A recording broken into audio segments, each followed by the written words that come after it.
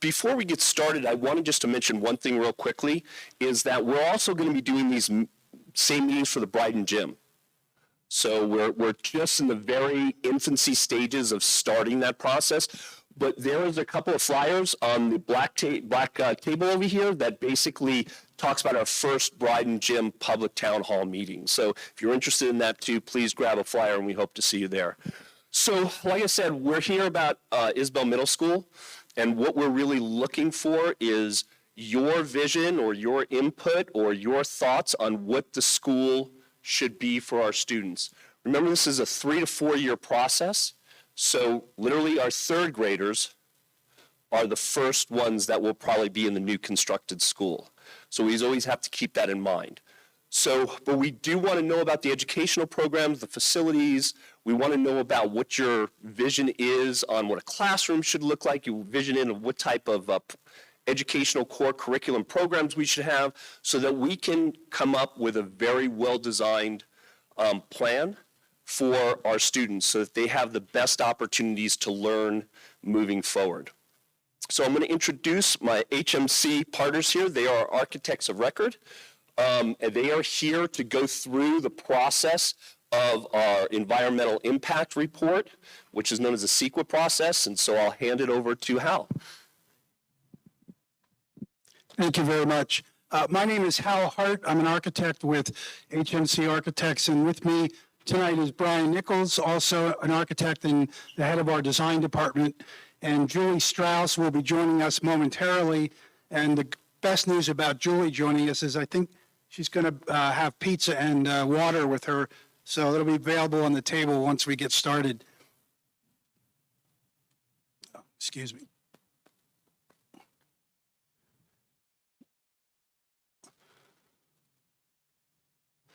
This is the agenda. It's pretty simple.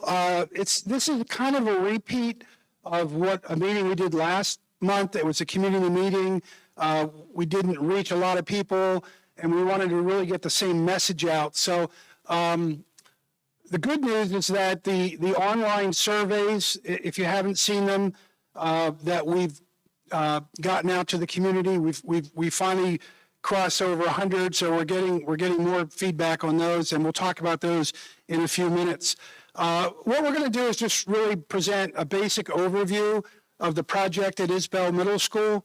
For those of you who don't know, we kind of have an interesting timeline of some of the major events of Isbell Middle School that you might find interesting, so we'll talk about that. And then we want to talk about there's a lot of planning issues and considerations that go into planning a school, especially a school in an existing neighborhood, an existing community. And we're going to just point out some of the major items, and there are more that we're asking your input on, but we're going to point out some of the major issues and considerations, and try to get some dialogue going and ask you to come up and Brian will explain to you what we want you to do with some colored dots for us. And then we're going to talk about the project timeline, just to give you a sense of how the CEQA timeline is going to work before the school board would actually make a decision on which direction they're going to go for Isbell. And then we'll just allow you guys all to make comments or ask questions, and be here as long as it takes.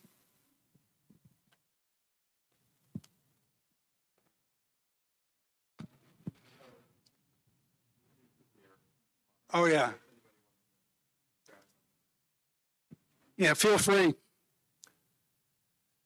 So this is really where it started for the district, before we were hired as the architect of record, but in response to enrollment projections and the desire to upgrade the educational facilities at the middle school, the district's moving the 6th grade to the elementaries. I'm not sure if you're aware of that. So the elementaries will be grades K through 6 or pre-K through 6, and Isbell will become a 7th and 8th grade middle school. The school board is interested in developing new facilities at Isbell that include new classrooms, new instructional classrooms, a new library or literacy center, as they call them in the district. It would be a new school administration offices, as well as outdoor student improvements and upgrades to a student courtyard, and additional parking and pickup and drop-off improvements for safety. I'll talk about the CEQA process next, but as part of the development of new facilities on the site, it could require the demolition of the original old main school building or a portion thereof, depending on how the options shake out, which we're not even there yet. That's why it's a CEQA project. It's an historic resource, and we have to go through the CEQA process. Modernizing the existing building, one of the main considerations that the board has looked at, and we're going to be looking at again, is that modernizing the existing building would require significant seismic upgrades to the existing building so that the building would be designed to meet current DSA or Division of State Architect seismic building codes. The district's going to consider options, and this is what we were hired to do, is to develop options that meet the long-term educational needs of the community, and also look at the fiscal stewardship of the options, because we've never worked anywhere where there's a community has a blank check. So obviously the cost is very important. So at the end of the day, the district's going to be considering all the options that involve new construction, modernization, that lessen the impact on the existing historical resource and the cultural relevance of Isbell Middle School. And they're doing that through the issuance of an environmental impact report. And that environmental impact report is what is required by CEQA. CEQA stands for California Environmental Quality Agency. Any building or site that is a historical resource or there's environmental concerns has to go through the CEQA process, basically notifying the public that there's a project and getting public input on that proposed project. And that has to follow a certain timeline, which I'll share next. But a little more fun stuff. The history of Isbell, when we were interviewing for the project, we got real excited because I know as an architect, I love history. And you can't separate history from architecture. And the history of Isbell Middle School is pretty cool. So Olive Isbell Mann and her husband opened the first public school really in California. And she became the first public school teacher in California. That wasn't here in Santa Paula. But she moved to Santa Paula. And that's where they resided and she taught.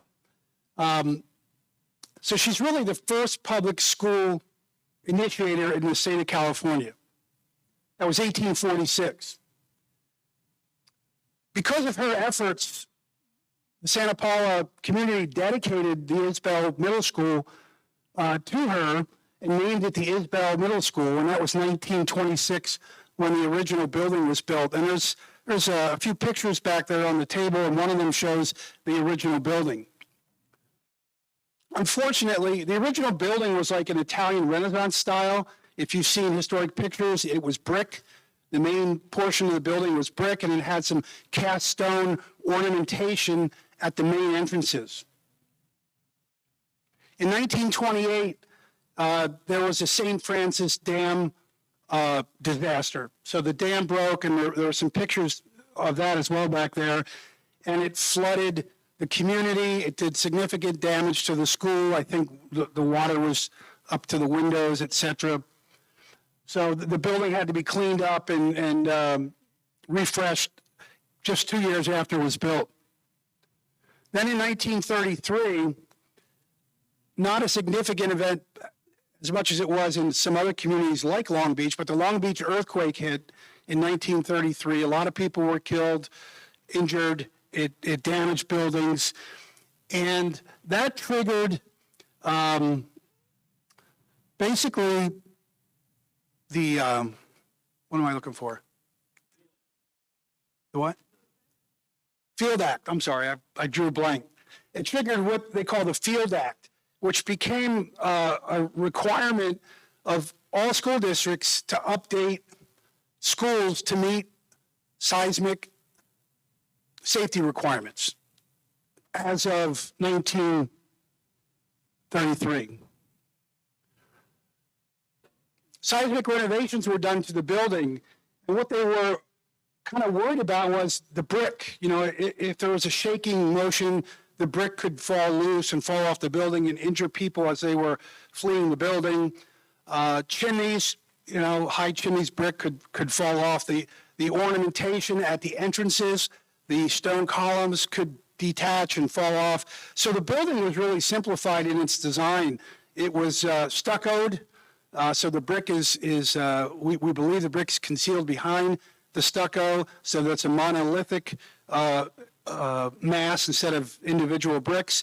And the ornamentation was taken from the entrances, and the chimneys were also encased with stucco. So that was a significant change of the building in terms of its look, just from 1926 to 1933.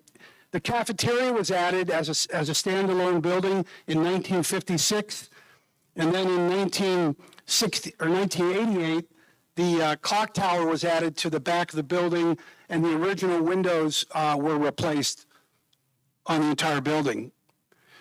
Then in 1992, in the school's history, it was designated by the county as a designated historical resource for Santa Paula. Then in 2006, a new gymnasium was built on campus behind the Isbell main building. And then in 2018, the original locker room building was transitioned into what is called flex labs. They're flexible STEM, science, technology, engineering, and math learning labs. And then here we are in 2023, and the board's considering, again, you know, it's an evolution. What does the future hold for Isbell Middle School? What should the next generation of learning look like here? And really, that's what input we're interested in getting, your questions, your comments, and your thoughts on that future of Isbell Middle School.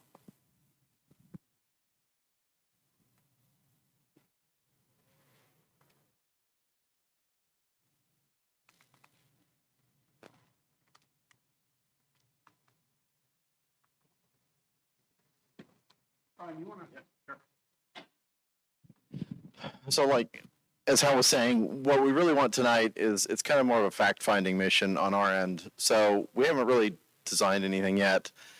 We really want to know from the community, from everybody here, and you know, like we were talking about, we're trying to do this multiple times so that we can reach multiple groups of people and kind of really get a lot of feedback. But what we want to do is talk about, in a couple ways, what you all see would be the ideal middle school for the children in the community, and what your primary concerns are. You know, we've listed some here, and so what we want to do, kind of two exercises. One, I'll go through these, not that you can't read them yourselves, but we also want to do what we call it's kind of a priority exercise, kind of a dot exercise. And after I go through these, we're going to kind of ask everybody to come to the front of the room and take some dots where you think the most important priorities are. And we're going to give everybody 4 dots, and kind of from you ranking the dots from most important to least important. You can kind of put them where you think really the priorities are. And that's not saying that all of these things aren't priorities, but what we're trying to do is kind of dig in to, a lot of times when we're making, ultimately, as you start to design a project, like you really want the process to be not just, you really want it to be a goal-oriented or vision-oriented process. You know, so you want the building to meet the needs of its users and its community, particularly if it's a school. So we don't want our design decisions just to be about aesthetics or, oh, the building needs to look a certain way, whether that's, a modernization or, new construction or some combination thereof. But we really want it to be driven by the needs and the functions that you want to happen inside. So some of the things that might be important, and these are things that we've kind of pulled from our previous community meeting, safety and security. That's things like safety and security for the students, but as Hal mentioned, it also might be something to do with the drop-off, updating the drop-off. Maybe that's about traffic, making sure students, as they're coming on and off campus, they're not crossing traffic lanes, those kinds of things. It could also be tied to convenience. Aesthetically pleasing. It's important for us as communities, the schools that we go to and the schools that our children go to, that we take pride in those places. Because as you take pride in some place, you're more likely to enjoy going to school. And I think that we all look back on when we were students, and for some of us it might be, like me, I think back to 8th grade, 7th grade. While it's a long time ago, I still have memories of the school that I went to, and I think that's important. Thinking about the whole campus. We always say that learning doesn't really end at the four walls of the classroom. Learning can really happen across campus, and that can take a lot of different forms, just from socialization, students building, friendships, and as we call it cohorts. This is when they develop friendships with groups of friends that can help support one another in their studies and kind of keep each other on track, to just making actual outdoor classrooms, because as we all kind of know, back in during the pandemic, there was kind of a push to sort of get students outside, and having that flexibility and creating, not just letting the campus be areas that students walk between, building A and building B, but actually a place that can sort of engage them in the learning process as well. And, obvious, more utilitarian in nature, but also important, heating and air conditioning. Students really, if you're not comfortable, you're focused more on the fact that you're uncomfortable and you're hot, you're sweating, or you're cold than you are on what's being taught in class. Community accessibility. The school could possibly be a resource. We know that the campus, for instance, we actually had a pretty long conversation about the use of the fields by AYSO, and the school's like a resource, and finding those ways that as we're looking at how the school might evolve in the future, can we maintain those? Can we enhance things that work great? Can we sort of update things that don't work great?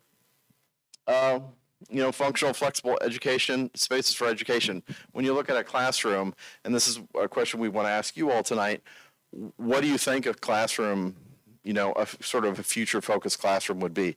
We talk a lot about spaces that are flexible, spaces that aren't just focused on a teacher standing at the front of the room talking to the students or lecturing, spaces that allow for collaboration. That takes a lot of different forms, from spaces that have multiple projectors, or spaces where students can do small project-based learning activities, to where you have whiteboards on all walls, so you can sort of focus the classroom in multiple different directions. It may mean daylight. It can mean a lot of things, and we'd really love to hear back from you all what you think that should be. As I mentioned, outdoor learning space, cost, budget, sort of weighing and evaluating all these things, because as we go through a process of design that we'll be taking sort of in the future, we'll be studying things and then evaluating them from a cost standpoint. And then, we'll also want to be looking at how that project ultimately gets phased, because obviously we'll be working as if whatever's going to be built on this campus has to be built on an active campus. So that has a lot of implications from cost, where the contractor lays down their materials, to keeping the students safe, and to sort of segmenting, well, this area is being worked on, this area is being, for students, where the interim facilities are. So if you're going to, like, say, replace the administration offices, you've got to find a temporary home for those. So all of that is part of the process too, things that we have to figure out. And then obviously, last but not necessarily least on the list is potential loss of historical resource. When we're weighing modernization or renovation or, adaptation to new construction, all along that sort of spectrum, you're potentially impacting that historical resource. So do you want to do the dots first? Maybe we do the dots first. So did everybody get a set of? Maybe we just see if anybody has any questions before we do that. Oh, that's a great idea. So does anybody have any questions about that or about what we're kind of hoping everybody would do with the dots? Yeah, go for it.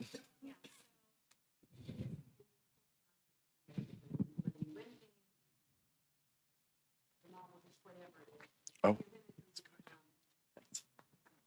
You're going to be, obviously, whatever you do, you're going to be updating the heating and the air conditioning, correct? I mean, that's going to be included, so it's really not. Yeah, that would be, I think, in pretty much anything we do. Yeah. That would be part of it. That will be part of it, right? Okay. Okay. And I'm not sure, what does future focused learning mean exactly? So I'm not. What that means is, so when, just by comparison, a lot of, not used to the microphone. So, we work in a lot of school districts that, the classrooms were built in the 1960s. In this case, you get classrooms of varying generations, but the old I'll say classical way of learning is, it's the sage on the stage, it's the teacher up at the front with a chalkboard or a whiteboard, and they're just lecturing to the students, and the students are taking notes and then taking tests, and that it's a very kind of one-directional version of learning.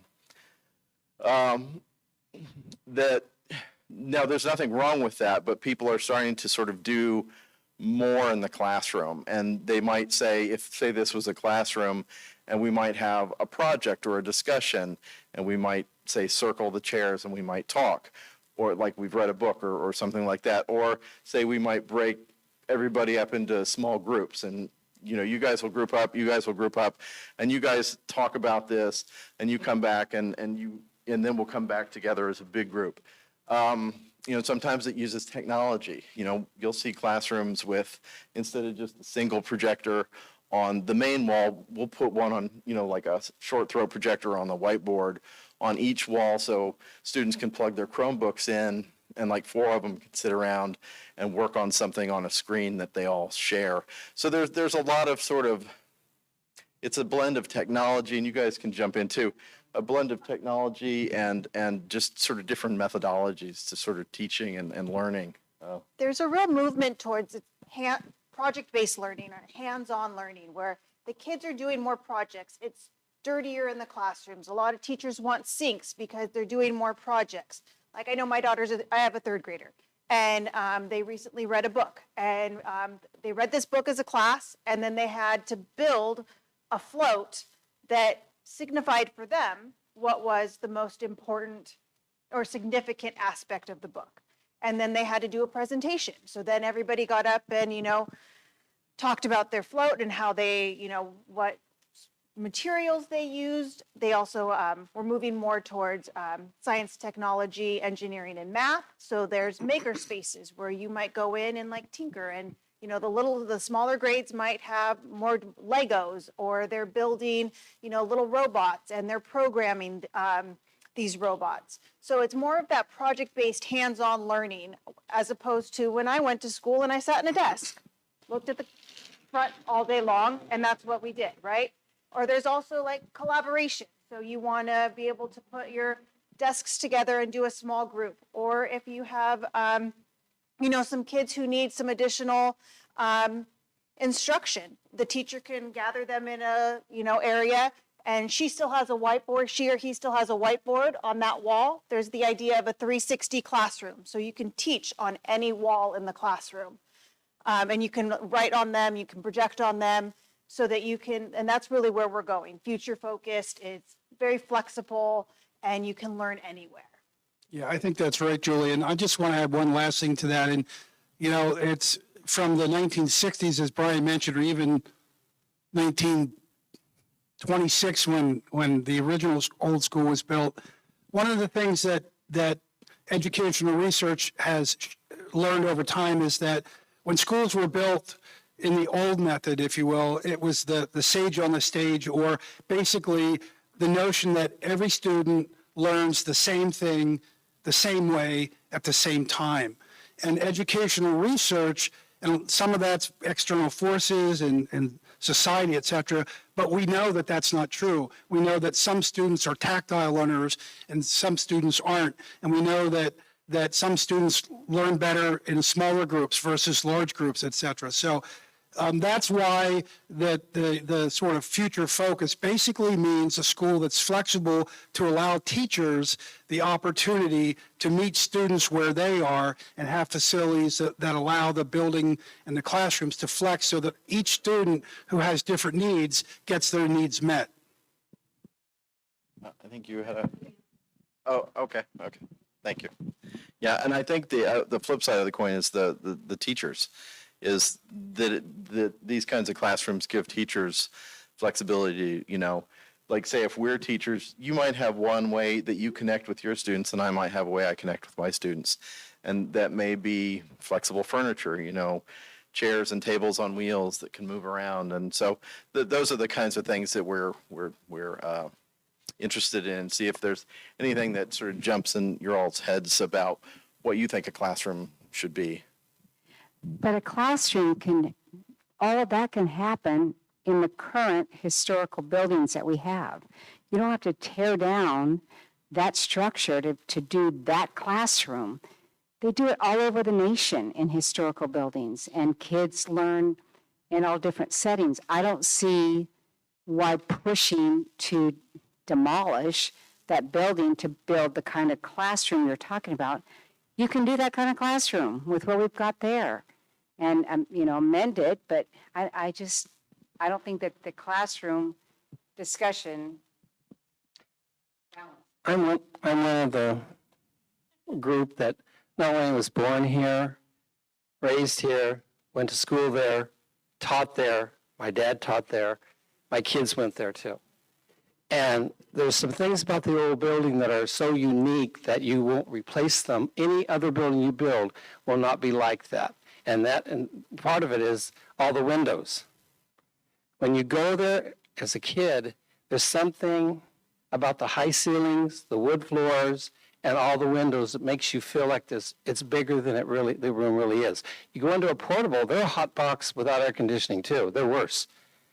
And that building won architectural awards for its design. It's one of the few buildings in the county that's still existing. Santa Paula has two of them, our high school and our middle school, that has that historical feel to it. A lot of us in this room sat by as kids and watched them tear down a Carnegie building, our library. And it still hurts. So that's probably why a lot of us are here that want to give the message that we don't want our history destroyed again. We saved the depot. They were going to tear it down. Why in California they want to tear it down? We just got back from Georgia. Our son teaches at the University of Georgia. It's a lot older campus than this is. A lot older, 18-something. They blend brand new buildings right next to historical buildings. They don't stop using the historical buildings. They renovate them so that they are just as efficient, and they give the same opportunity in the old building that they do in the brand new buildings because they're proud of that history. And I don't know why we want to fall into any other pattern as to tear down. That just doesn't make sense of who we are in Santa Paula. People criticize Santa Paula for being backward, that we don't change fast enough, that we keep all these old things in place. Well, I'm one of those old things now. And I understand it. And if you haven't lived here and watched things that you've loved and torn down because for the future, and it's not as good as the building was that they tore down. We need to. I would say, I know I'm jumping ahead, but I would say that you should get rid of those portables. They're a joke. They're only meant to be temporary in the first place. And anybody that teaches in them hates them, except for the air conditioning. They like the air conditioning. It's not a good place for kids. Talk about flex learning. That's not an appropriate place. It's like being in a little box. They should tear those out or use those, move them and use them while they're building, and build a nice two-story building in the similar architecture as what's there, like the high school did, and do brand new classrooms and blend the new with the old and bring that other building up to standard. If the reason why you want to tear it down is because won't match, then make it match. Make it match. That's what, and the city, the people will get behind you. They'll love it. They'll see this, like when they did the gym, people loved it because it was an addition. It wasn't a replacement. We didn't have a gym. We got a gym at the middle school. So there's more, it's emotional for Santa Paula. When the Brighton gym burned down, we cried. It was heartfelt, and we want it built back just like it was, except modernized. So I don't know why that. To me, I'm with Karen. Some of these things will be included no matter what you do. Safety and security is going to be included no matter what you do. You have to. You're foolish if you don't. The heating shouldn't be a problem. Most of the things on there are going to affect whether you tear down a building or build a brand new one, or either or neither. So, and I'm not sure I understand why the red is on top and the green is on the bottom.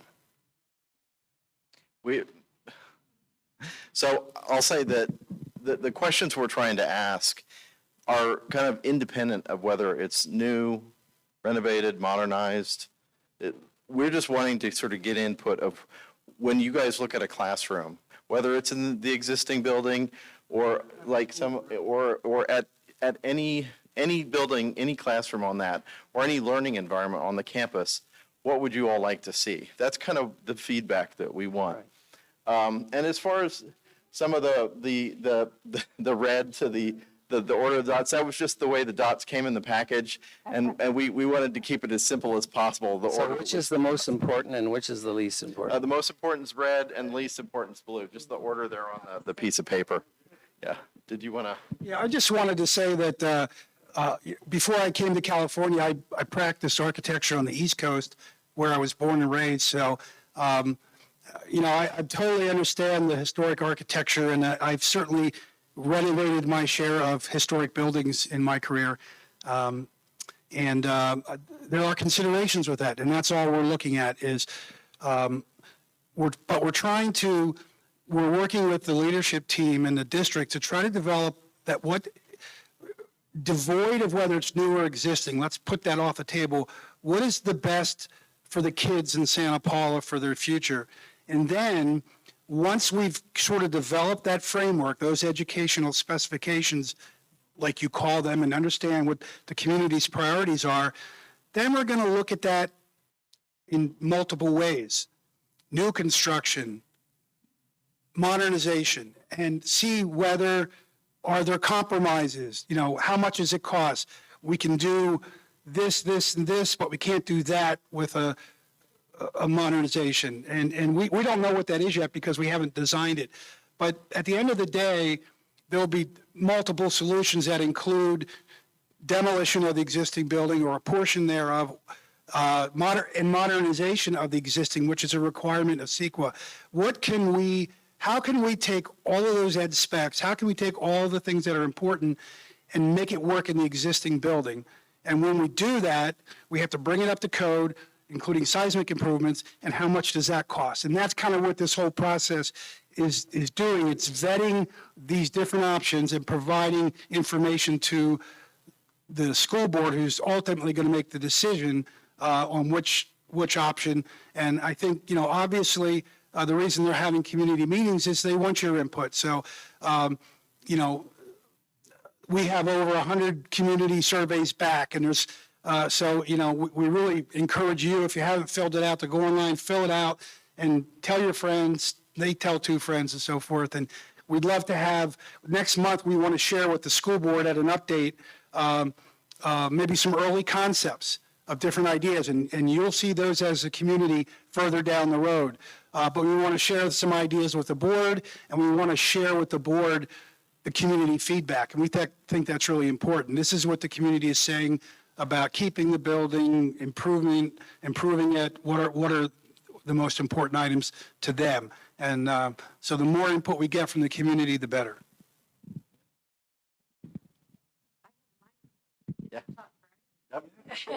Like the, you know, the. Is it on? Is it on? Okay. Looking around here, I probably spent more time in that building than anybody in this room. I went to Isbell Middle School for 6th, 7th, and 8th grade in 1957, started. I taught at Isbell starting in 1972 and taught in the main building for 35 years. I know the ins and outs of that building and every little cranny and room and all the positives and the negatives, the whole thing. And I'm for preserving the building. I will tell you that right off. But what I take exception to is the fact that you're sitting there, and I know that you probably haven't been in classrooms. I retired in 2008. But the teachers at Isbell, or they were up until 2008, not teachers standing in the front of the room and dispensing information by any means. I did projects. I taught art in my classroom. I was a language arts history teacher, but I had to teach art in my classroom without a sink. But you know, I made it. We had buckets of water, clean water, soapy water. You know, so the thing that bothers me is I don't like to mislead the community or people in here who maybe haven't been in classrooms. Maybe you were taught, maybe I think I was in high school, taught with a teacher for the most part in front of the classroom, dispensing information, and then you worked on something. I don't ever, in those 35 years, remember the majority of the teachers ever doing that.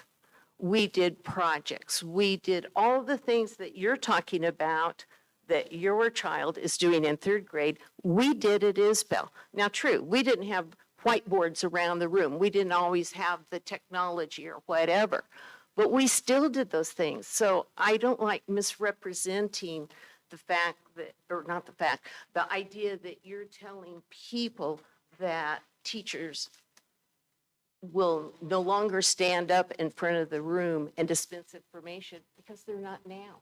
And there might be some, but we weren't, Oh, just, you know. We're not saying I- that. No, that's what he said. He says that's the old way of doing it. Yeah, well, I think- But, and if we get this new technology or these new Right.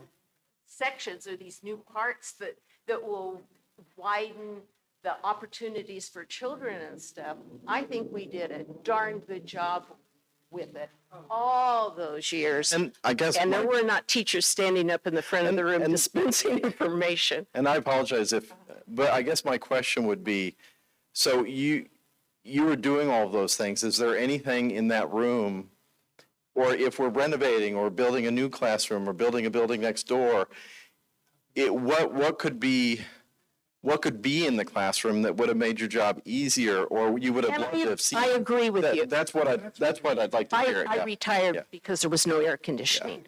Well, to see, tell you the truth. That's a big one. Yeah, Okay, that yeah. was a biggie for me. yeah. But please don't, in your future presentations, I would appreciate it if you didn't preface the teachers as standing up in the front of the classroom, dispensing information, and now we have a new way.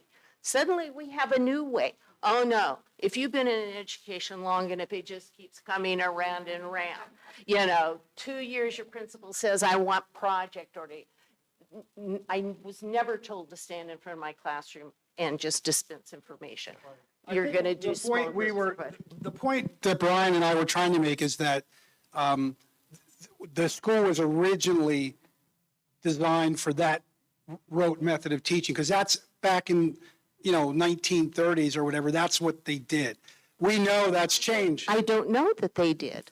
I went there in 6th grade, and I remember using batteries and using doing those kinds of projects in sixth grade in 1957. But a lot like the schools evolved, teaching has evolved, and like you said, it goes around and around. There was open classrooms that came and went, and folding partitions that came and went, and that's why we want the schools to be flexible. And really, what we're kind of acknowledging is that in the modernization of the existing building, what we want to find out is, we know that the teachers who are being creative and doing everything they can are doing it with an older facility, so what Right, can just make find their out. lives easier?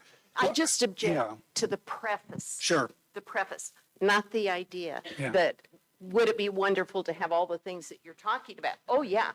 But just don't preface the discussion, because it kind of puts down Santa Paula junior high teachers, who I know Steve didn't teach that way. I didn't teach that And- way. and- And I'm sorry, several of my students are in here. So And I totally understand, You know, and that really wasn't my I just intent, object but to preface. I get your point, and I totally understand Yeah, how it's kind so of I was- communicated that way. I'm very sorry. No, I'm But thank you for sharing that, because I think it's important, yeah.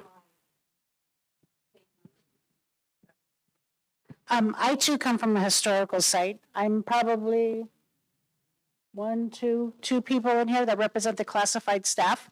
I'm also the union president for CSCA, so we have a big stakeholder position within this design, because it's going to affect all of our employees. And one thing that this district needs to start understanding, our classified runs a lot of your schools versus your certificated people. I mean, we do the everythings, the ins and outs to get everything done. My question is, we keep talking education, education, education, education. And you can see my friend sitting here, my little fur friend.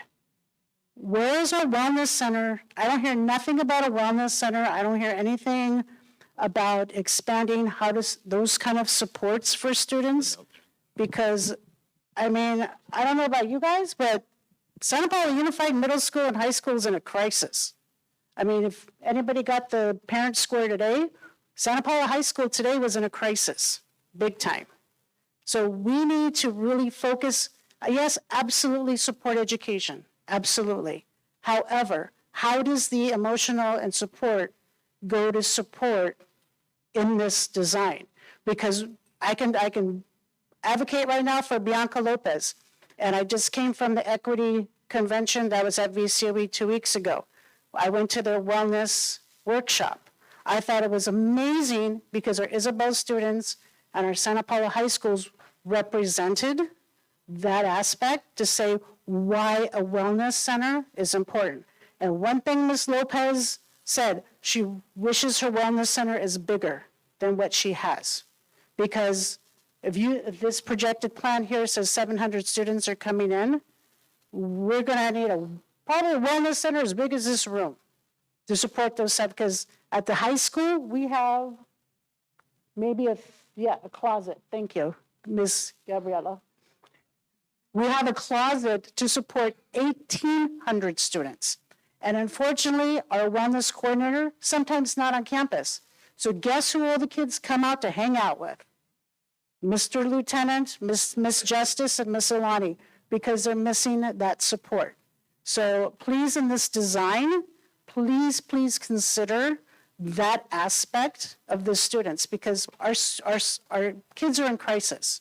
No, we totally agree, and that is part of education. It's just different, gifted, special education, mental health, wellness, and I know that, and that's kind of why we want input from all you. Like when you one of the questions is open and it talks about, what do you think should be in there? You could really mention that wellness center. It's part of the ed specs, and that's kind of what we also meant by we want to consider the whole campus.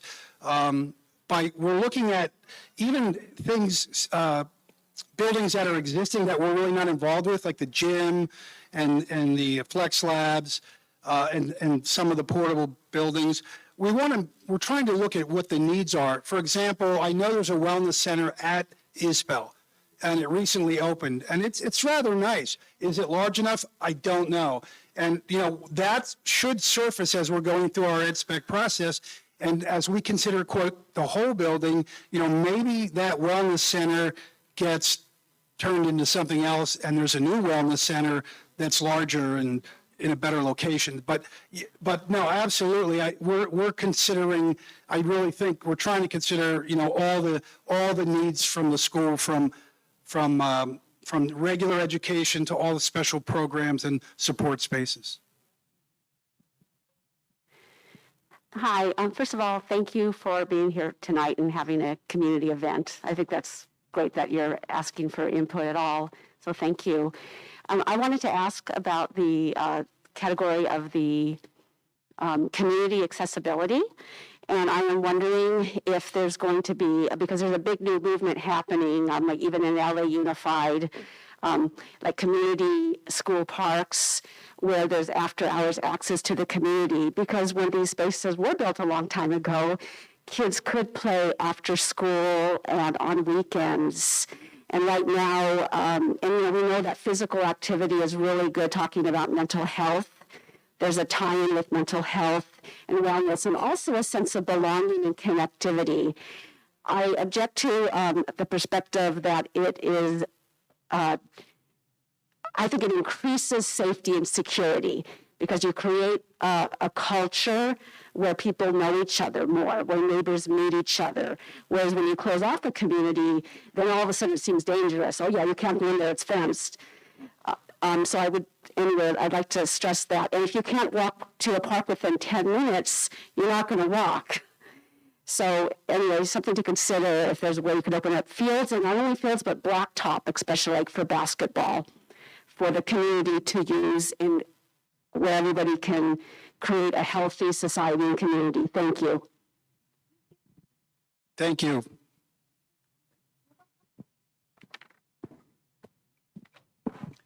Good evening. My name is Carlos, and I'm a pretty lifelong resident of Santa Paula, about 60 years, and was a police officer for a long time. And so I understand many concepts up there about safety and security. And obviously, we're not talking tonight about education, but obviously, we want our middle school students to excel and be good students so they can be better students in high school.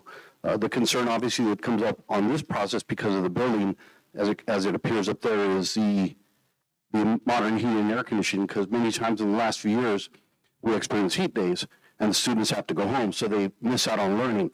So we want to make sure that any of our schools have the greatest opportunity to teach for as long as possible in our students. So, when COVID was here, we had off-site learning and distance learning, but, maybe that can happen if we do have heat days. But the reason that I'm here tonight is more the historical aspect of this, because I'm the current president of the Santa Paula Historical Society, so we really believe that many opportunities in Santa Paula get lost through history, and I wrote some notes because I have to leave in a little bit, but there's a similar saying to a famous one, and the one that I always think of is, if we don't remember history, we're destined to forget it.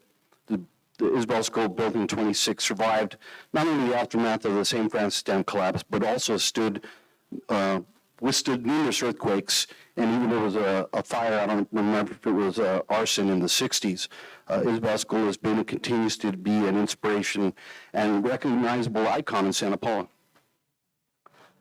We've lost other historical buildings. You've heard people talk about the Dean Hobbs Blanchard Library, which stood at the corner of 8th and Main.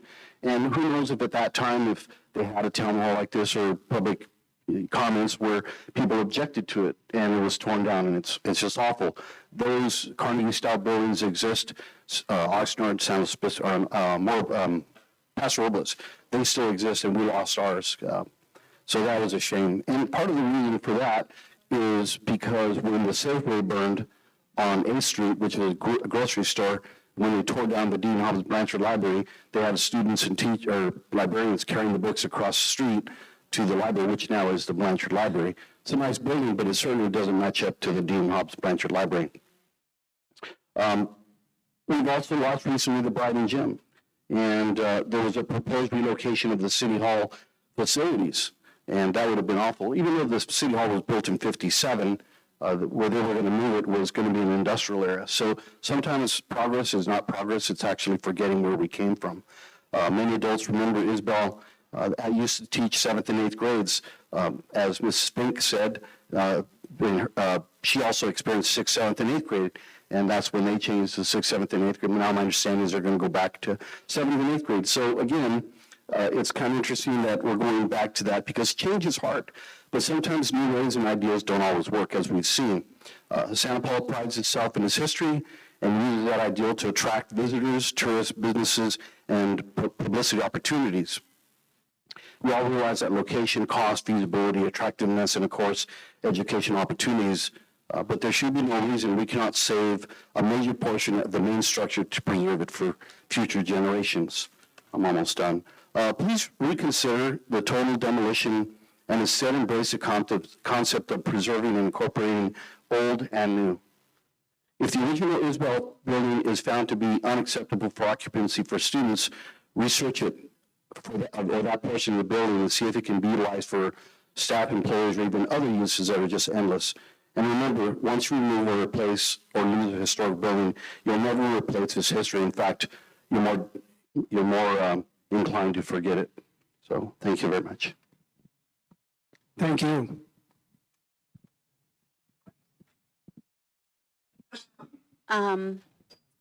And I feel the same way as Carlos. I would like to see the building, renovated and not torn down, utilized in some other fashion. I went to school there. My husband went to school there. So we want to try to save it if we can. I have some questions about your firm. How many schools have you guys renovated, built? Just to kind of have an idea. Maybe we can take a look at what kind of work you guys have done, that kind of thing. Of course, HMC Architects has been in business since 1957, something like that. So we're in 80 years of doing K-12 architecture. It's one of our one of our main studios. We do K-12, we do higher education, healthcare, and then also community and culture, which is civic. We have done, I'd say, upward of 7,500 modernizations and new campuses. We are currently working on probably over, that's hard, the top of my head, I know of probably 20 campuses that we're working on right now. We have a firm of 7 offices throughout the state. We're in, so you're working with the LA-based team right now, but we are throughout the state, and we have a deep history. I would encourage you, I can give you my card so that you have our website. Please go to our website. If you're on Instagram or Facebook, we post our projects there as well. So definitely please look at what we have done. Right now, currently, we're working on a historical building in Beverly Hills, El Rodeo Elementary School. It's a K-8. We are modernizing that campus and restoring the main historical building. So we're working on its bell tower right now. So please definitely look into our projects. Okay. Absolutely. We're also working in LA Unified right now. We've got really 2 interesting projects there, the Thomas Jefferson High School and the Kennedy High School. And those projects are a combination of historic renovation, some demolition, and some new construction. So we're very adept at both renovations, new construction, and historical facilities. So would you say that you guys do more renovation, or do you do more rebuild? I mean, So it just depends. So you're. Mm-hmm. Cost analysis to define what is what the district can afford, and if it's and also it's for this. If we're seeking state money for our project, the state requires us to do a cost benefit analysis, and they look at if it's more expensive to retrofit it, then they look at new construction. So there's always that. It's the Division of the State Architect, and then also the Office of Public School Construction. So there's that cost benefit analysis that has to be done for both of those agencies when we're looking for state funding. Okay, on that note Yes, of course. about the cost benefit, I understand that there was something put out about the cost projections for both the tear down and the renovation, but I couldn't find any of that anywhere. Is that somewhere on the school district site, or do you know? We have not done that. School board meeting, quite a few years ago. I was gonna say- I was only elected in 2020. It's been since then. But, and it, you know, it wasn't based on any in-depth, research that, you know, all of the stuff that they're working on now is what we need to really get at, whether the costs, you know, one way or the other are significant. You know, maybe it's a wash. The numbers we were given back a couple of years ago, I think, was 22 million to renovate and 25 million to build a new campus. But that was pulled out of the air. You know, Okay, we well- didn't have any plans. Right. Okay, Yeah. well, that's what That wasn't, that's what I'm yeah, it wondering was about. before their involvement. Right, okay. You're Okay. correct. I think if you would go on the website and research meeting minutes, go back, you can find that presentation. Well, right, and it was just like digging through muck to try to find stuff. So I wasn't really Maybe we disappointed. can help you. Yeah, that would be great. And I did mention at a school board meeting in my comments that it would be nice to have some more transparency and be I able to don't see think it was things. based on anything real. Oh, and that's fine. Yeah, it just It was wasn't, an architect's opinion at that point in time. And Yeah. we're in a different. right. No, I totally agree. It's just that I wasn't able to find that kind of information. I'll give you a tip. If you go to the board meeting minutes, I learned this the hard way. There's like a search bar. If you just type in Isbell, all the meetings that Isbell Middle School was discussed come up. So it makes your search, instead Okay. of searching through this, you narrow it down. Right, well, I did try doing that, so maybe I didn't do a very thorough job, but anyway, so I can go back and look at that. I think as far as historically talking about the buildings here in Santa Paula, I think the high school is a perfect example of bringing together the new and the old, and they did a fantastic job of making the new look similar to the old. So that's kind of, I think, keeping the old and then working around it is, I think, a lot of people's preference when it comes to what's going to happen at the school. So, and then as far as the meetings, I see that you have some projection on your list for some additional community meetings. I see you've got one. Is that you've got one in May and then one in October? Is that what I'm reading correctly? Well, yeah, Okay. that's just the single process. I think Oh, I see. there are Okay. other opportunities for meetings based on what the board wants to do for additional community input. Okay. Because I think that would be really helpful to have, as many meetings as we can to get good input from the public. So, okay. Oh, yes. So if we're going to just a traditional junior high with 7th and 8th, we're reducing our number without 6th graders there.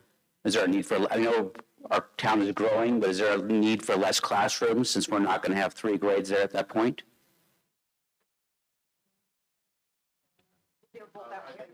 I don't know how many we currently have if we're going to go to 750. So that was the number that we had, but we were sort of talking with the principal about getting their projections on student counts, because like Hal said, there's some instructional spaces on campus already that would kind of be outside of necessarily anything, the flex labs, and so trying to find out, okay, so we've got the 750 students, how many classrooms really does that account for to sort of house that many students?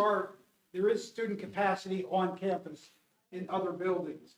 So theoretically, I think, yes, there should be less classrooms involved when you go from 3 grades to 2. Yeah. And is part of the money going to come from a bond, or is this all going to come from the state? Do we have an idea? Money from bonds or from the state. The state would, even if we seek state funding, there's always a local match required. So it would be a local match and then money from reimbursement from the state as well.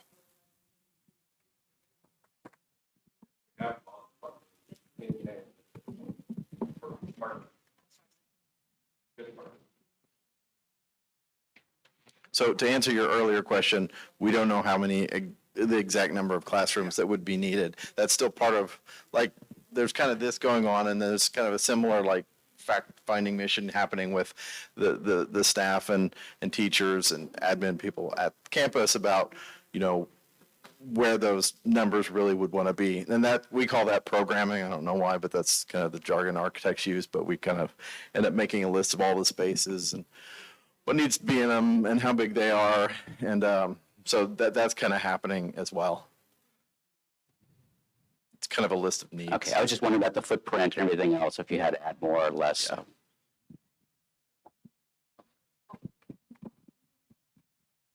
Yeah. Students right now, yeah. So it would be conceivably dropping from that. Okay, I also wrote up some notes, but before I begin, I really want to thank you, although tonight is mostly the Historical Society, there's a huge other portion of what goes into this decision.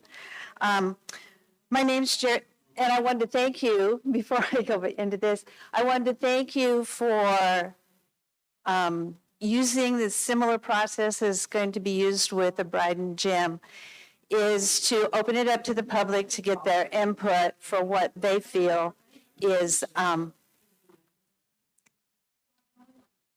what they would like to see, and opening it up to the staff for what they need to move forward into the 21st century, and to open it up for the students to have their input on what they would like to have included to make it interesting and engaging for them to come to school and be engaged in the process of learning. So I wanted to kind of be that person out there that's not with the Historical Society, and introduce myself to the people that don't know who I am. My name's Jerry Mead, and I'm a recent board member and have worked in the Santa Paula School District for many years and in many capacities. I've been reading many posts on social media about wonderful memories some members of our community have of attending Isbell School. And I'm happy for all those people. This is not the same for other attendees of Isbell. So that's the elephant in the classroom, in the room. Isbell in our community and our county has a negative connotation. I want to give kudos to the district for working to overcome this negativity. Positive changes have been made. We have wonderful administrators, instructors, and support staff. We're rebranding at Isbell.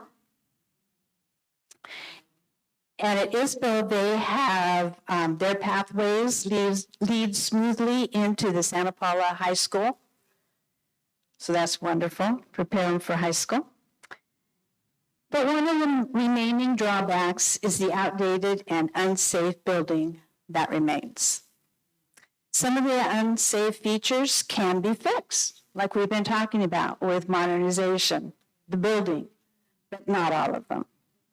The entry points need to be completely changed for the safety of everyone on campus. The traffic flow in the hallways is congested. The classrooms are small, the bathrooms are limited. Access to the second floor is limited at times and not easily accessible to everyone. Basically, the building does not meet the needs of the 21st century learners. I'm not sure if everyone knows, but our district has been in declining enrollment. In the past, we've even had to consider combining two elementary schools. Other schools in our county are having to do the same. There are several reasons families choose not to attend Santa Paula Unified School District. One of these is the negative perception of that school. It has been voiced in the community and by parents during our rebranding town halls. Even if modernization took place, the look of the middle school would remain the same and the negative perception would remain. Our citizens, Isabel staff, and most importantly, our students deserve better. Our generous voters passed a bond years ago, along with additional available funding, would allow us to build a beautiful one-story, two-story, that building scares me, and I'm so worried about our students, school that was safe for the students and the employees that work and learn there on that campus. The school board's first priority is to our students, not a 100-year-old building that's outdated.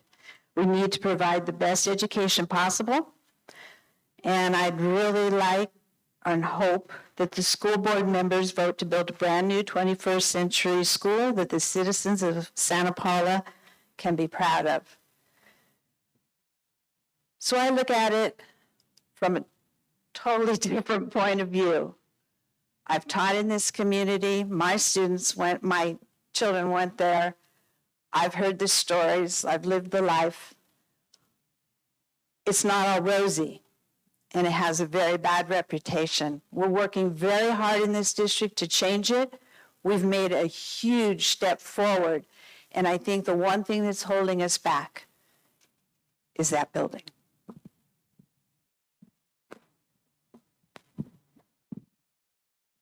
Did anybody else have any comments?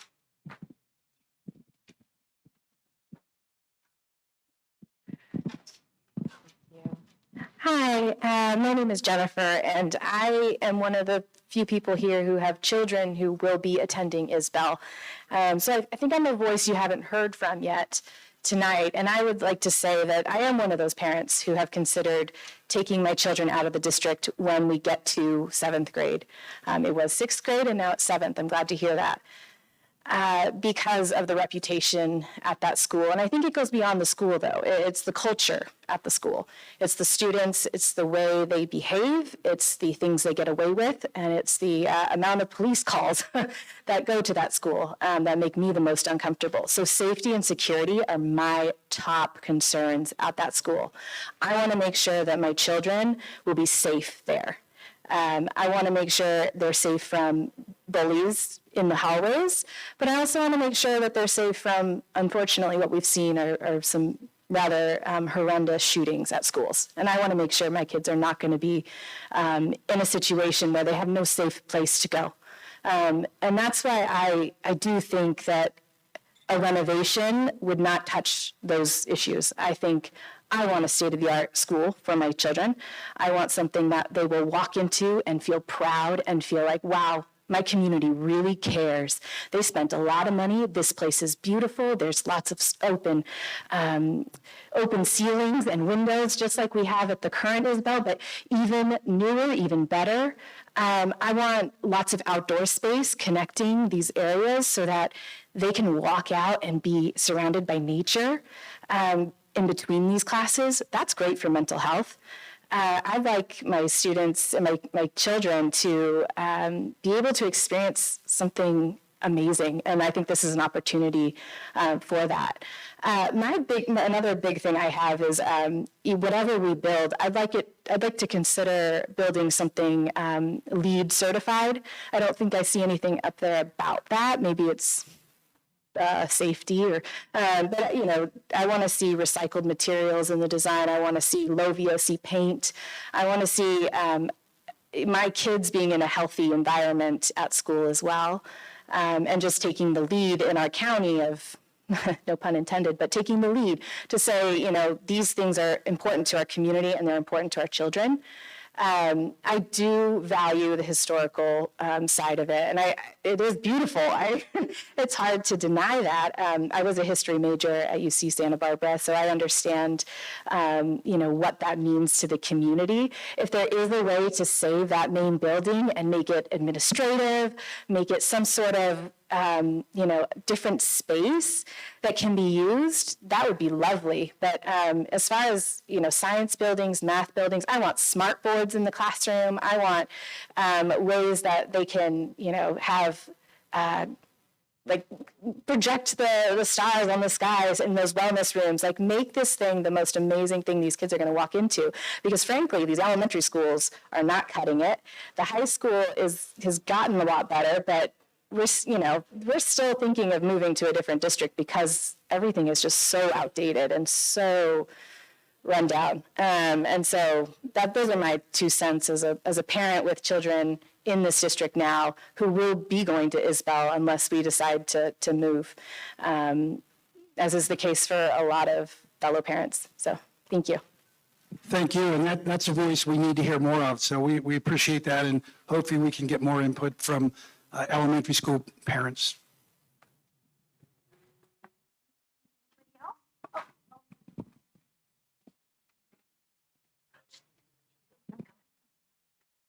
I'm Lisa Dolson, and I taught in Oxnard for 30 years.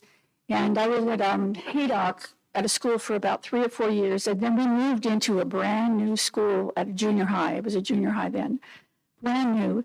And let me tell you, it was wonderful. We had 4 quads, is what we called them. And each quad had about 14 classrooms. When the kids exited the classrooms, they could walk through the quad or on a diagonal or another way. And the traffic flow was so good. It was, it was not congested. And all 4 quads in the middle, there was a large area they all flowed through. And that alone is worth getting a new school for, just for that, to have that space when kids transfer from one classroom to another. That is huge.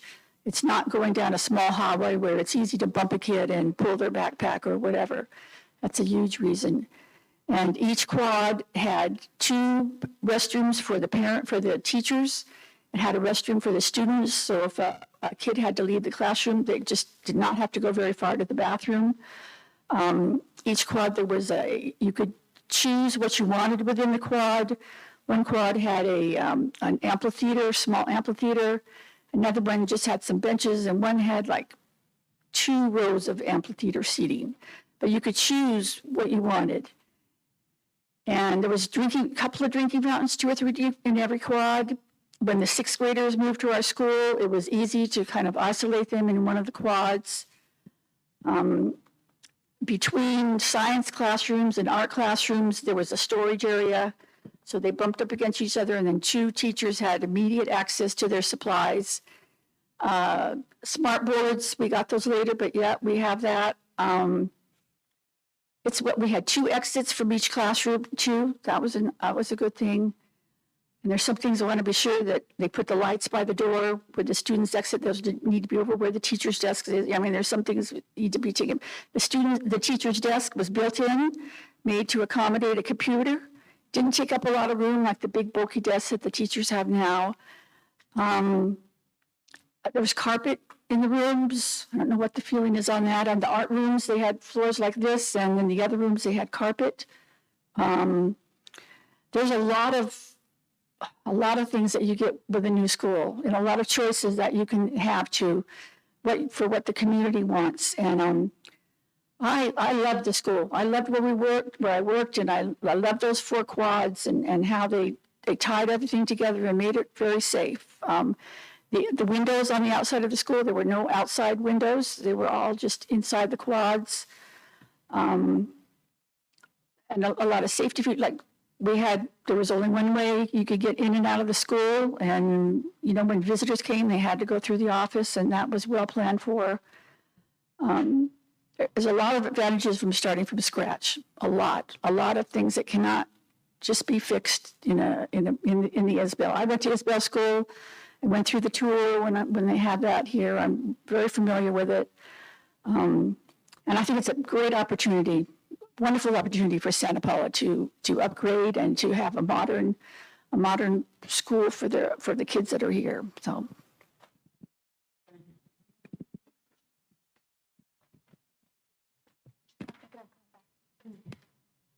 Mine is really quick. So I have downloaded for you, ma'am, the board meeting that has the document. So it's the April 21st, 2021. So if you give me your email at the end of the meeting, I will provide you with those that information item. So you don't have to search for it any longer. So much.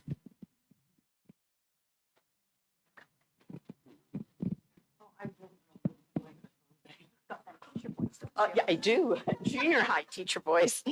No, I just wanted to make a suggestion as you're doing this, no matter what you do, to please talk to the teachers at the school.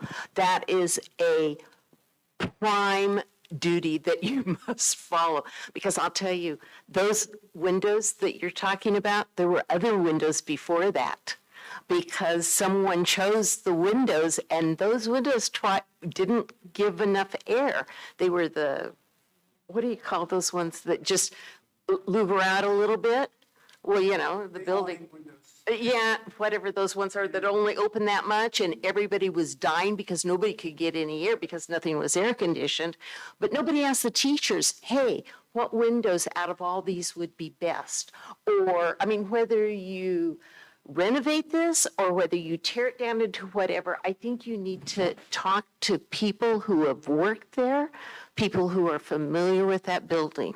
You know, not in the community, there's a lot of us retired teachers that used to work there, because otherwise you're going to have a lot of complaints, I'm afraid. You really. Absolutely. One of the things we do is we talk to the teachers. We've already started that process. And somebody mentioned it too. We're working with Kevin Olson to come up with an idea to reach the kids. We want to talk to your kids about what they want to see in Isbell when they get there. And, you know, out of the mouth of babes, they say, but, you know, we really want to hear from them. What, you know, how do they best learn? What scares them? You know, what keeps them up at night about maybe going to a middle school from an elementary, and we're going to coalesce all these things together. And but you're absolutely right. This, you know, you design a school from the inside out, and what I mean is from the user group, from the kids and the teachers who teach there and the community. And ultimately, as architects, we don't go in a vacuum and design something and say, here you go. This is what we think is going to work for you. And it's not a one. You know, one size doesn't fit all. What works in your community doesn't work in you know, we don't take something that worked in another community and say, oh, this will work here. You know, we start from scratch with a blank slate. And I guarantee you, we will talk to all the staff. No, teachers. Teachers.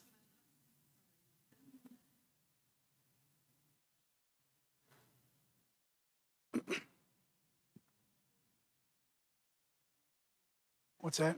Oh. Yeah.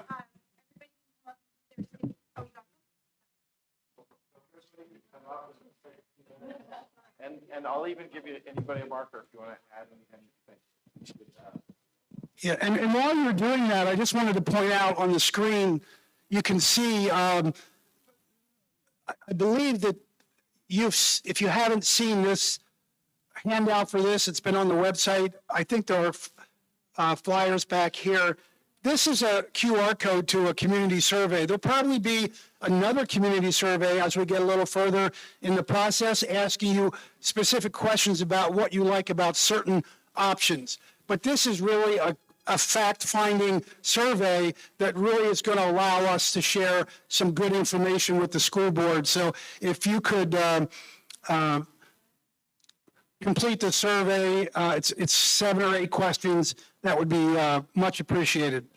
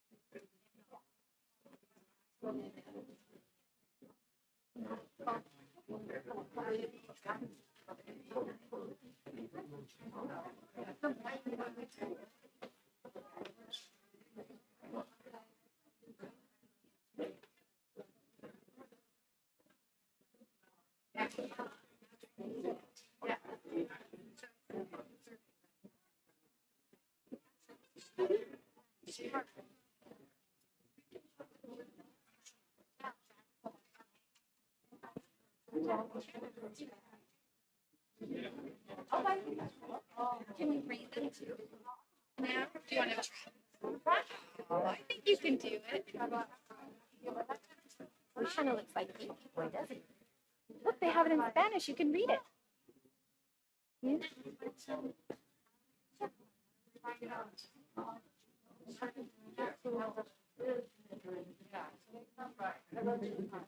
They're my personal box. I can work.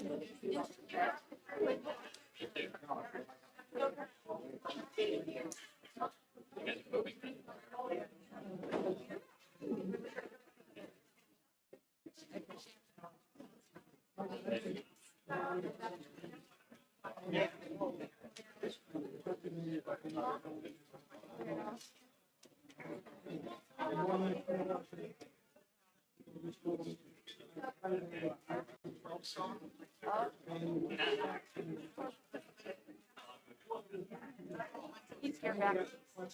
Yeah. Yeah.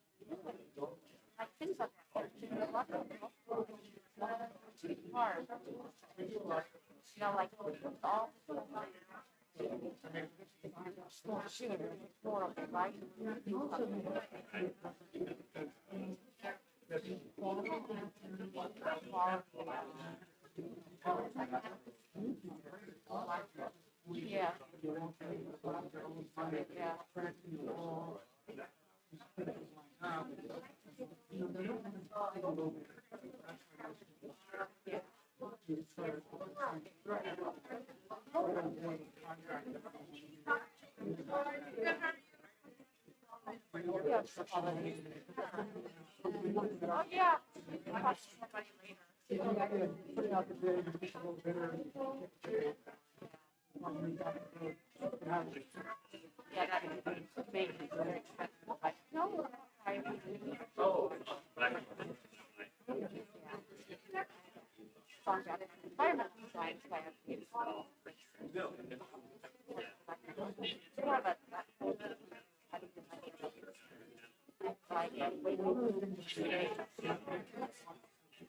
Yeah. Yeah, I saw that. Yeah. This year.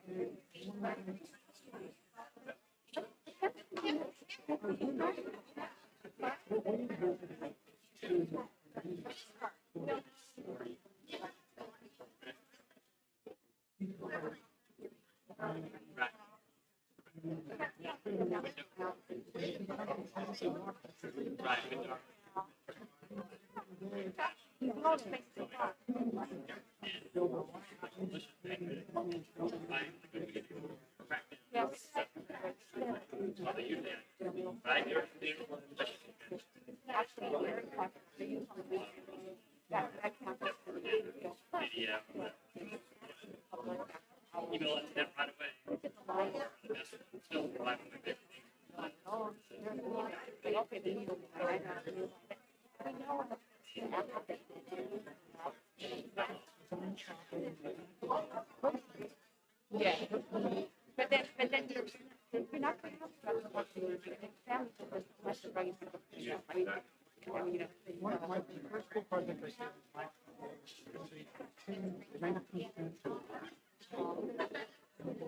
did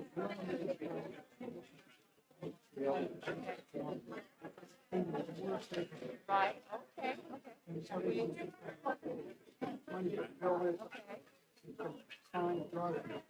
okay, right. Okay. That was 30-some years ago. Okay. Should be lovely.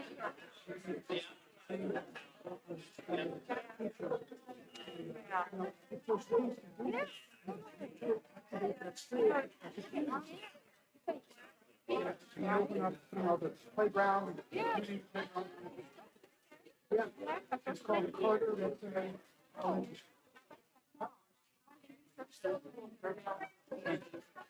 Because I know it's Buffalo too, but they're training people to I mean, okay, we're supposed to be getting rich at the bottom of the future, right? So we're really getting really bad. Like, talk about 30 years from now, right? You might not know. Where are you going to go? It's called the Carter. I love that. Carter. And then the second word is McCrae. It's capital M, small c, and then capital R, and then small a-e. Carter McCrae Elementary School. It's in the Lancaster City School District in Lancaster, PA. In Lancaster. That's where I'm from. Are you? Yeah. Lancaster, PA, you said?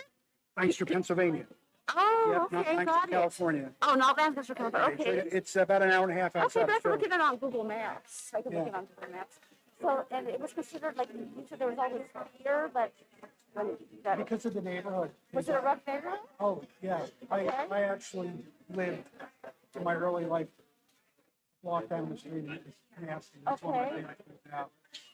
Yes. But it's interesting, so the community started using it and it wasn't a problem. You didn't have a bunch of needles everywhere. Okay, yeah. And it's right across the street from the Water Street Rescue Mission. Wow, and you still don't have that? You know? Wow. What, if that has to be from your investigation? Well, I think that, like, well, I have a sister who's an addict, so I know a little bit about addicts, you know, or on and off, right? Recovering addict and then relapse. Anyway, but what I've learned about addicts, they actually don't really want to hang out where families are going. They want to do their own thing. You know what I'm saying? They don't want to hang out at the school. They're homes. They want to get caught. Yes. And, you know, we don't sometimes schools the way we pay them. I know. Yes. Yes. But there's no evidence. Like I've been researching the whole thing. No evidence. And you can find offensive, you can find you don't have evidence. So there's no conclusive evidence. There really isn't. Because like the one that happened in St. Louis 2 months ago, he just ran When you're in tech, Yes, yes, It's really hard to stop somebody. right. But they have found what does work is the seesaw basically program. When a child is like involved, he was like suspended and dropping out, and nobody, he just thought so much up, nobody cared about it. So I always think that that kid could have got a sense of belonging. Maybe he wouldn't turn into that. You know, supposedly, you know, like they lost it, right? So we have to create a culture of, you know, I mean, I think we need to have safety laws too, I really do. But we also need and people need tools and hope. So the wellness center is a really good idea. And then designing spaces in an imaginative way, right? Like I know the school, like, you just line all the benches up like this. No, you need like areas where people, right? Like, can connect. Or like, this is typical. Like, you're the awkward kid that doesn't have any friends. Where do you go? That's a very hard thing. Because you're embarrassed, right? But where do I go? It's so open. Where do I hang out? Like, There needs to be little cave space. exactly. There needs to be little spaces where you feel like It's all about cave spaces. cave spaces. Yeah, you get those. Yeah. So how do you do that? And you know, keep safety mind. Well, You can do that with furniture too. yes, you can do that with furniture. Yeah, like so the whole idea, like moving the desks around and yeah, where it's a little you still have some visibility, but you just where you feel like you can read a book and it's like maybe the space is only designed for one, like this, right? So you feel normal doing that. In the school where people would come down. Yeah. And have circle, Yeah. square, Yeah. they were padded in the bottom. Yes. They were in kids that read a book and hop up there and read that. Yes, exactly. And you're alone, but you don't feel alone. Yeah. Like, this is like you to be alone, right? Yeah, but if you want to be alone, Yes, you can. So maybe you can have a two. Yeah, exactly. Or another lone kid, right? You know, that makes so much sense. So there's a lot of fun things. there really is. I love the idea of the little bowls and the areas. Because that's like, that's, see, safety is a huge issue, but on the larger issue, on a daily basis, is that psychological issue. And anxiety, that's like, right? Yeah. Like that is, then the one or less than 1% of the other physical, but it's mostly that daily, and then safety is, and yeah, it's the bullying and then feeling awkward and how do you design spaces. But then the teaching can do that too, right? I love, you're bringing Stephen Covey's 7 Habits of Highly Effective People, like they have that at Santa Paula High School now, and like, so the kids are learning application skills, and it prevents fights, and their grades go up, go bigger. So that's another component. We're trying to raise productive citizens. Yeah, It's more than a building. The building can only do so much. yes, but building is a physical expression of a social order. I love that line. He said that, some famous guy. Churchill said, Oh, that's we one shape of our my, buildings yes, and thereafter we shape our. exactly. That's one of my favorite quotes. That I have a lot of architecture books and that quote in there too. Yes, anyways, nice to meet you. I'm Sheree. Sheree? Yeah, nice to meet you. Hi, Hal. Nice to meet you. Well, thank you for doing this meeting tonight. Oh, sure. And I'm sure it'll work out. Hopefully, maybe they can save some of the building and then do some new building. And I don't see why you can't juxtapose old and new together. I love doing that. Isn't that fun? Yeah. Any day. I don't necessarily think the new building has to look like the old building. It can, you can. I don't think it should. I mean, I think Quebec City. Yeah. Yes. Yeah. But you won't have physically, because people can't envision that, and you should show them. Like, I was just in Quebec City, okay, Quebec City in Canada, and there are very old historical buildings from like the 18th century, and then old, with new buildings juxtaposed with glass, like they even connect them together, even, right? Like it jets out from it, and. I did a project, if you want to see another project, Oh, okay. it's in the Pottstown School District. Okay, Pottstown? Pottstown, Pottstown School District. Okay. It's between Philadelphia and Lancaster. But the name of the school is Rupert, Rupert, Elementary School. And I don't know what's on the website. What's the name of the city? It's Pottstown. Pottstown. Okay. Potts. Yeah. I don't know what's on their website, But I'm sure, or even if you just Google Rupert Elementary. Yeah. You'll see a 19. I'm getting the town because there could be more than one. You'll see very stately, three-story, 1930s. Yeah, yeah. Very ornate. Yeah. And you'll see this Modern brand new addition. Yeah. Where we totally went the other way. Yeah. And the community wanted to see Yeah. Yeah. Yeah. It's kind of interesting. No, it is. And, you But know, you you have- either love it or you hate it. Yeah. Mid-ground. But you have to, like, it maybe, works. maybe there's a nod, maybe there's a little modern farm element to that modern building, right? Or like whatever, like the big barns, you know, just echoing rather than like glass and light. And I'm sure that, anyway, you know, I just want to mention, I just got a survey. They are looking at